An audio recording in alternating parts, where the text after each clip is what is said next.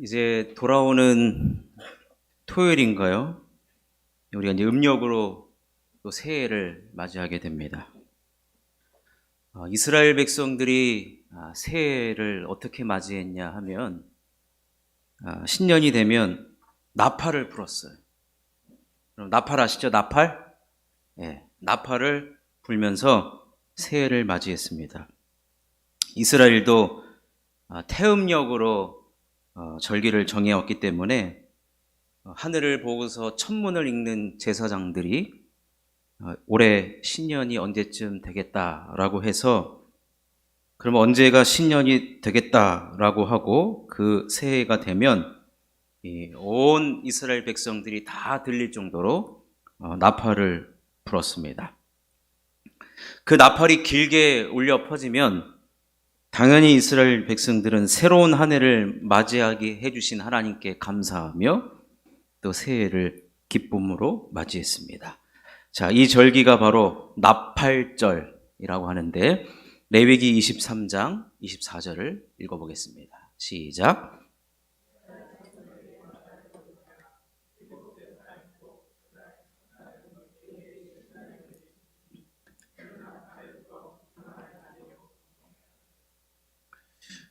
여러분, 새해가 이런 나팔 소리를 듣고 새해를 맞이하는 그 설레임, 그 기쁨. 근데 이게 오래가지 못합니다. 왜 그러냐면 우리로 말하면 1월 1일 날 나팔을 딱 불고 나서 10일 후가 되면 무슨 날이냐 하면 이스라엘 백성들에게는 히브리어로 욤 키푸르라고 하는 대속죄일이 있기 때문에 그렇습니다. 자, 레위기 23장 28절 우리 읽겠습니다. 시작.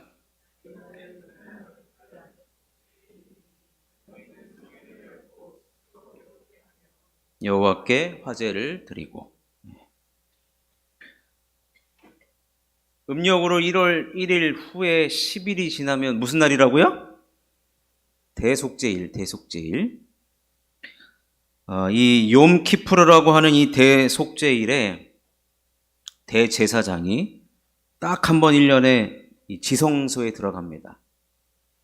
그때가 바로 대속죄일인데 그때는 이스라엘 백성들이 1년 동안 하나님 앞에 지은 모든 죄를 이 대제사장이 짊어지고 용서받기 위해서 지성소에 들어가는 날입니다. 지성소에 들어가서 그는 피를 뿌리면서 동물의 피죠. 동물의 피를 뿌리면서 속죄죄를 드립니다. 하나님께 용서를 구하는 제사를 드리죠. 자, 레위기 16장 30절에서 31절을 읽겠습니다. 시작. 너희의 모든 죄에서 너희가 여호와 앞에 정결하리라. 이는 너희에게 안식일 중에 안식일인즉 너희는 스스로 괴롭게 할지니 영원히 지킬 규례라. 얼마나 중요한 날이냐면 안식일 중에 안식일이라 그랬어요. 여러분, 왜 그러냐면 우리가 죄를 용서받는 날만큼 가장 기쁨의 날이 없다는 겁니다. 아멘이십니까? 대제사장이 지성소에 들어가잖아요. 들어갈 때 여기다 허리에다가 끈을 묶고 들어가요. 끈을. 왜 그런지 아십니까? 지성소에 들어갔는데 하나님으로부터 용서받지 못하면 그 자리에서 죽는다라고 생각을 했어요. 그래서 시간이 지나도 나오지 않으면 어떻게 해요? 지성소에는 대제사장만 들어가기 때문에 거기서 죽어버리면 여러분 어떻게 합니까? 밧줄로 끌어내는 거예요. 네. 근데 멀쩡히 두 발로 걸어서 나온다. 그러면 여러분 무슨 일이 벌어지느냐? 우리의 죄를 하나님께서 용서하셨다라는 그 기쁨의 환호성을 지르고 축제가 벌어진 것입니다. 여러분, 신년의 나팔이 부러지고 10일 후에 있을 대속죄일을 이스라엘 백성들이 왜 생각을 안 했겠습니까? 이스라엘의 격언집이라고 할 수 있는 이 탈무드를 보면 신년이 되면 이스라엘 백성들에게 세 개의 책이 딱딱딱 펼쳐진대요. 세 개의 책이. 첫 번째 책이 무엇이냐면 행실이 착한 의인을 위한 생명책. 그리고 또 하나의 책은 행실이 악한 악인을 위한 죽음의 책. 여러분 지금 예배 시간 때 살짝 이렇게 졸음마귀하고 이렇게 만나려고 하시는 분들 조심하십시오. 어디에 책이 기록될지 여러분 조심하셔야 됩니다. 그리고 이것도 저것도 아닌 중간지대에 속한 자를 위한 중간책이 있대요. 자, 무슨 책이 있다고요? 첫 번째, 무슨 책? 생명책. 두 번째는 죽음의 책. 마지막 책은 중간책이 있대요. 여러분, 어디에 기록되기를 원하십니까? 당연히 생명책이죠. 송명교한 수집사님, 감사합니다. 당연히 여기 계신 저와 여러분들은 전부 다 생명책에 기록되어야 됩니다. 근데 여러분 생명책에 내 이름이 기록되어 있다라고 하는 자신 누가 있습니까 사실은? 1년을 되돌아봤을 때 나는 자랑할 만한 인생 살았다라고 여러분 누구 앞에 내가 당당히 고백할 수 있는 사람이 누가 있겠습니까? 그러니까 하나님께서 이 대속죄일 10일 이 기간을 잘 보내야 되는데 우리의 이름이 생명책에 기록되기 위해서 그 기간을 잘 보내야 되는데 그래서 그 기간을 히브리어로 야밈 노라임이라고 하면 야밈 노라임 무슨 말이냐? 경외의 날이라는 거예요. 10일 동안은 다른 거 다 제쳐놓고 하나님을 경외하는 시간으로 보내면서 내 이름이 생명책에 기록되기까지 하나님과의 이 관계성을 잘 쌓아야 된다는 겁니다. 마치 패자부활전과도 같은 날입니다. 그래서 시편 기자도 이 생명책을 언급했습니다. 자, 시편 69편 28절 읽겠습니다. 시작. 그들을 생명책에서 지우사 의인들과 함께 기록되지 말게 하소서. 출애굽기 모세도 이 생명책을 언급합니다. 출애굽기 32장 32절 시작. 그러나 이제 그들의 죄를 사하시옵소서. 그렇지 아니하시오면 원하건대 주께서 기록하신 책에서 내 이름을 지워 버려 주옵소서. 따라서 신년의 나팔이 불려지고 10일 동안 생명책에 기록되게 하기 위해서는 이게 막판 스퍼트예요. 생명책에 기록되지 않으면 우린 죽음의 책에 기록된단 말이에요. 그래서 하나님을 경외하기 위하여서 여러 가지 몸부림들을 쳤을 것입니다. 자, 그렇다면 우리가 이제 음력으로 새해를 우리가 또 맞이하는 이 신년에 이 나팔을 부는 신앙생활, 오늘 말씀의 제목인데 이 나팔을 부는 신앙생활이란 과연 무엇인가? 자, 첫 번째로는 예수님과 동행하면서 담력을 가진 신앙생활을 해나가야 된다는 겁니다. 여러분, 우리 예수님도 이 땅에 유대인으로 오셨어요. 그래서 그 문화를 다 경험하셨단 말이에요. 예수님 이 땅에서 33번의 그 신년 나팔 소리를 들으셨단 말이에요. 그죠? 33세를 사셨기 때문에. 근데 예수님의 행적을 기록하고 있는 마태, 마가, 누가, 요한 복음에는 예수님께서 이 나팔절에 무엇을 했다라고 전혀 언급이 나오지 않는 것을 보게 됩니다. 그래서 왜 그럴까 생각을 해보니까 여러분 대속죄제일은 누구를 위한 날입니까? 우리 모두를 위한 날이에요. 우리 모두는 어떤 사람입니까? 죄인들이에요. 죄인들이 그 죄를 용서함 받는 날이에요. 근데 여러분 우리 예수님이 죄가 있습니까? 없습니까? 예수님은 죄가 없으세요. 그러니까 예수님이 신년의 나팔절이 불어도 우리는 막판 스퍼트로 해서 생명책에 기록되기를 위해서 하나님과의 관계성을 쌓아야 되는데 예수님은 그럴 필요가 없어요. 근데 예수님은 누구로 오셨습니까? 영원한 대제사장으로 오셨어요. 그래서 히브리서에 보게 되면 예수님과 대속죄일과 관련된 말씀이 많이 나타나고 있는데 영원한 대제사장이 1년에 한 번 들어가는 이 대속죄일에 그때 당시에 대제사장들은 인간이었단 말이에요. 그 대제사장도 죄가 있어요, 없어요? 당연히 있단 말이에요. 그러니까 아무리 대제사장이 1년에 한 번 제물을 가지고 지성소에 들어가서 속죄제를 드린다 할지라도 그 제사는 일시적인 것이고 반복적인 것입니다. 그런데 우리 예수님께서 영원한 대제사장으로 오셔서 자신이 스스로 제물이 되어 주셨어요. 그리고 그 제물을 단번에 드리셨고 우리의 근본적인 죄를 해결해 주셨다는 거예요. 그래서 예수님께서 십자가에서 돌아가셨을 때, 친히 제물이 되셔서 돌아가셨을 때 어떤 일이 벌어졌느냐, 이 지성소와 성소를 가로막고 있는 휘장이 있었는데 이 휘장이 위에서부터 아래로 쫙 찢어졌습니다. 자, 마가복음 15장 38절을 읽겠습니다. 시작. 이에 성소 휘장이 위로부터 아래까지 찢어져 둘이 되니라.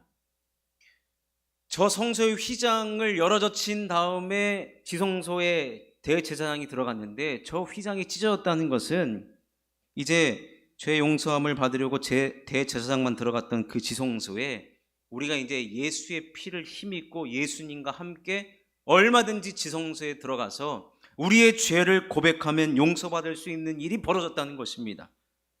지성소에 들어가면 여러분 죽어요.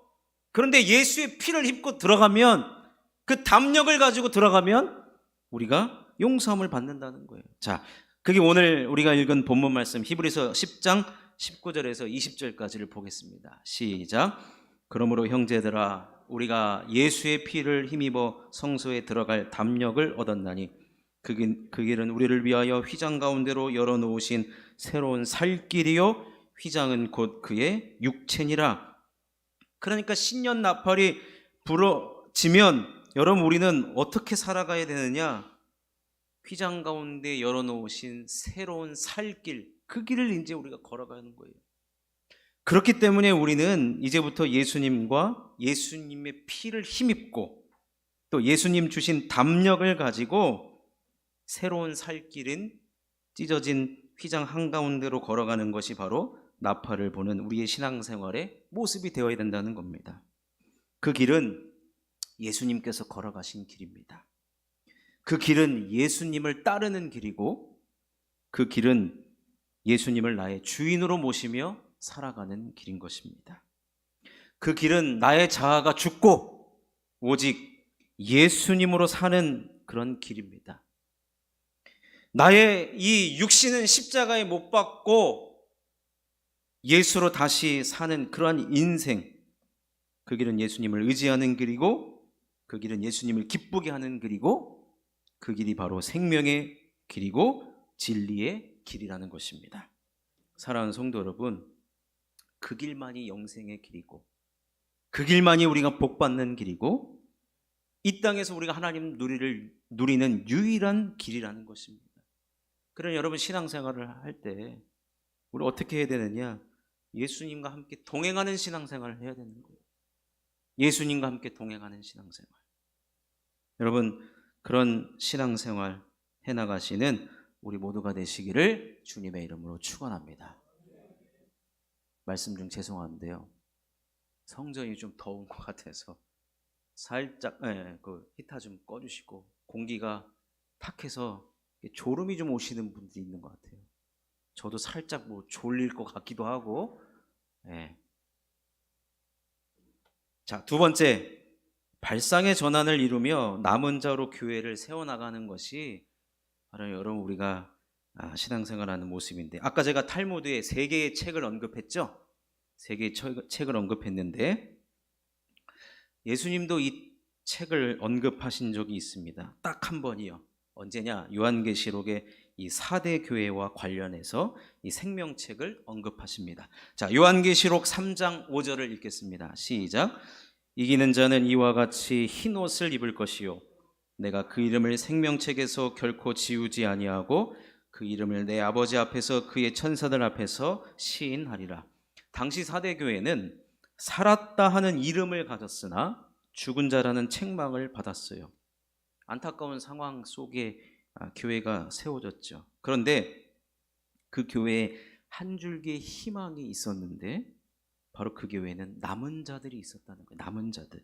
자, 요한계시록 3장 4절을 읽겠습니다. 시작. 그러나 4대에 그 옷을 더럽히지 아니한 자 몇 명이 내게 있어 흰 옷을 입고 나와 함께 다니리니 그들은 합당한 자인 연고라. 흰 옷을 더럽히지 아니한 자 몇 명이 있대요. 다수가 아니더라고요. 소수입니다. 소수. 근데 그들의 이름은 언제나 생명책에 기록된 자들입니다.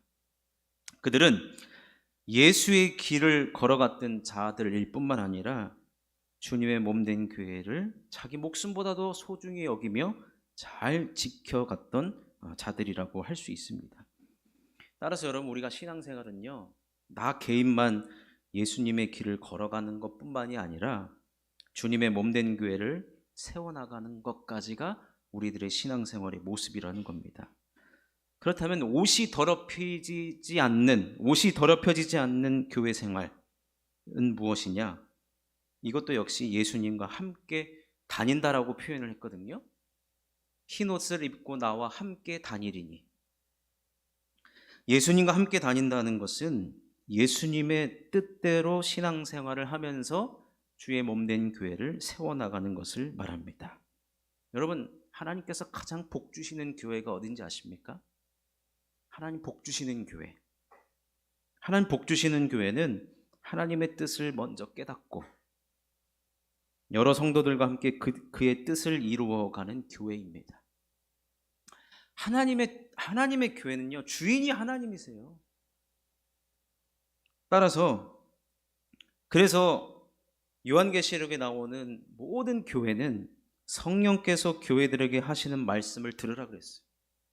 교회는 주님의 음성을 들어야 하는 곳입니다. 주님의 뜻을 들어야 하고 주의 말씀을 듣고 그 들은 바대로 성도들이 함께 교회를 세워나가는 곳이 되어야 한다는 것입니다. 지난주에 교회 재직과 또 교회 조직과 재직을 임명을 했는데, 우리는 어떤 마음으로 교회를 함께 세워나가야 하냐면 예수님께서 가지셨던 겸손의 마음으로 교회를 섬겨 나가셔야 된다는 겁니다. 저는 이것을 일컬어서 발상의 전환으로 교회를 섬겨 달라는 것입니다. 발상의 전환. 여러분, 하늘을 나는 자동차를 보신 적 있습니까? 하늘을 나는 자동차. 무슨 뚱딴지 같은 소리냐라고 하시지만 하늘을 나는 자동차를 연구한 지 꽤 됐습니다. 근데 가장 많은 돈과 시간과 물질을 투자했던 기업이 있는데, 일본의 닛산 자동차가 엄청난 투자를 했는데 여기보다 훨씬 더 빨리 만들어낸 기업이 있었습니다. 미국의 한 벤처회사, 보스턴에 있는 한 벤처회사가 하늘을 나는 자동차를 만들었어요. 지금 상용화가 조금 지금 힘들어서 어렵다라고 하는데, 그럼 성공하게 된 배경은 무엇이냐? 발상의 전환에 있었다는 거예요. 여태까지 많은 회사들과 사람들이 어떻게 하늘을 나는 자동차를 만들려고 생각했냐면, 자동차 한 대를 갖다 놓고 이것이 어떻게 날 수 있을까? 그 고민을 해나간 거예요. 이것이 이렇게 날개를 달면 이게 날 수 있을까? 아니면 비행기 엔진을 달면 날 수 있을까? 비행기 엔진이 워낙 큰데 이 자동차가 과연 날 수가 있을까? 그런데 이 벤처 회사는 발상의 전환을 이루었어요. 비행기를 조그맣게 만들어 놓고 이것을 자동차처럼 만들자. 이런 별거 아닌 것 같아 보이죠? 이 발상의 전환을 이루어가지고 비행기를 맨 처음에는 조그맣게 만들어 놓고, 그 다음에 이 날개를 어떻게 접어가지고 도로 다닐 때 이게 옆에 치고 다니지 않을까, 이 날개를 어떻게 접을까를 이 고민을 했고, 그리고 이 비행기가 일반 자동차처럼 시내 주유소 가서 주유를 넣고 우리 주차장에도 주차를 잘 할 수 있도록 그렇게 만들어 간 것입니다. 그래서 하늘을 나는 자동차가 만들어진 거예요. 여러분, 우리가 신앙생활 하는 데 있어서, 특별히 교회를 섬김에 있어서 이 발상의 전환은 반드시 필요합니다. 내 경험, 내 지식, 내 생각이 교회에서는 그다지 중요하지 않다는 거예요. 왜 그러냐? 예수님의 생각이 가장 중요한 것이에요. 예수님의 교회가 어떤 곳인지를 알아야 하고 알고자 하는 겸손한 마음이 반드시 우리들에게 필요하다는 겁니다. 예수님께서는 이런 발상의 전환이 있었던 이 4대 교회에 흰 옷을 입고 더럽히지 않는 자를 일컬어서 남은 자라고 말씀하셨고, 나는 그들과 함께 교회를 세워나가겠다라고 말씀을 하신 것입니다. 따라서 사랑하는 성도 여러분, 우리 교회는 하나님께서 함께 하시는 교회가 되어야 하지 않겠습니까? 우리 교회는 사람들끼리 좋은 교회가 되어서는 절대로 안 됩니다. 내가 가진 지식과 내가 가진 경험과 내가 가진 물질, 어떤 한 사람, 몇 사람에 의해서 교회가 움직여지는 교회가 아니라, 교회는 함께 하는 곳이고 함께 섬기는 곳이고, 사람들끼리 좋은 교회, 사람들만 좋아하는 교회가 아니라 우리 주님이 기뻐하시는 교회. 그럼 주님의 생각을 우리는 늘 주님 입장에서 생각을 하셔야 됩니다. 그렇기 때문에 저를 비롯한 여기 계신 우리 모두는 늘 교회를 섬김에 있어서 발상의 전환을 반드시 하셔야 된다는 거예요. 주님이시라면 나에게 맡겨진 이 사명을 어떻게 감당하셨을까? 내가 해왔던 방식 말고요. 어디서 들은 거 말고.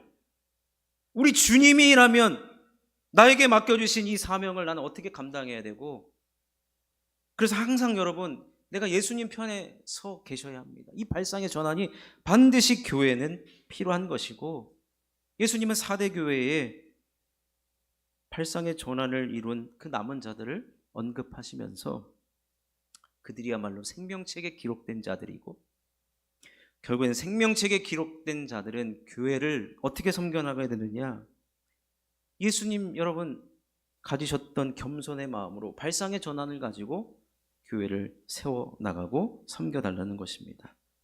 말씀을 맺겠습니다. 올 한 해 여러분 예수님과 함께하는 신앙생활을 하시기 바랍니다. 이게 가장 중요합니다. 가장 중요합니다. 예수님의 길을 예수님과 함께 걸어가시는 담력을 가지시기를 바랍니다. 또한 주님의 몸된 교회를 섬김에 있어서 예수님이라면 교회를 어떻게 섬기실까? 예수님의 입장에서, 교회의 입장에서 맡겨진 직분과 사명을 감당해 주시기를 바랍니다. 이것이 바로 생명책에 여러분들의 이름이 기록된 남은 자의 모습이며, 예수님과 함께 동행하는 신앙생활이고, 발상의 전환을 이루어 교회를 세워나가는 나팔을 부는 신앙생활이 될 것입니다. 이런 저와 여러분이 이런 모습 속에서 우리 교회는 교회다운 교회요, 하나님께서 가장 기뻐하는 교회요, 하나님께서 복 주시는 성도님들이 되실 줄로 믿습니다. 이러한 모습으로 함께 교회를 세워나가는 우리 모두가 되시기를 주님의 이름으로 축원합니다.